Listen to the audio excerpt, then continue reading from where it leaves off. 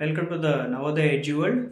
The first లెసన్లో left over topics వచ్చేసరికి దాంట్లో ముఖ్యంగా బ్రిటన్ ద స్ట్రెయిన్ కేస్. అయితే బ్రిటన్లో మనకి డిఫరెంట్ త్రీ ఎథనిక్ గ్రూప్స్ ఉండేవి before the merger: English speaking, Welsh speaking, Irish speaking. అయితే ఇంగ్లీష్ స్పోకెన్ పీపుల్ ఏంటంటే మోర్ వెల్దియర్గా ఉండేవాళ్ళు. 1688లో England parliament gained power from the monarchy. So, the Act of Union 1707 ఈ యాక్ట్ తెచ్చి పార్లమెంట్లో ఇంగ్లాండ్ ప్లస్ స్కాట్లాండ్ మెర్జ్ అయ్యి యూకే ఆఫ్ గ్రేట్ బ్రిటన్గా ట్రాన్స్ఫార్మ్ అయింది.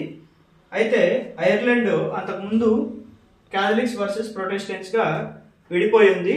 ఈ క్యాథలిక్స్ వచ్చేసరికి ట్రెడిషనల్, ఈ ప్రొటెస్టెంట్స్ వచ్చేసరికి మోడర్న్, రెండు కూడా క్రిస్టియన్ శాఖలే. ఈ వుల్ఫ్టోన్ అతను ఈ క్యాథలిక్స్కి సపోర్ట్ చేసేవాడు. అయితే ఈ యూకే ఏదైతే ఇంగ్లాండ్ ఉందో అది ప్రొటెస్టెంట్స్కి హెల్ప్ చేసింది. వార్ ఓడిపోయిన తర్వాత చివరికి ఐర్లాండ్ అనేది ఇంగ్లాండ్లో భాగంగా కలిసిపోయింది. సో వాళ్ళకి బ్రిటిష్ ఫ్లాగ్ ఒకటి ఉంది, దాన్ని మనం యూనియన్ జాక్ అని పిలుస్తాం. వాళ్ళకి ఒక యాంథమ్ ఉంది, అదేంటంటే God save our noble king, and absolutely the national language will be English. Thank you.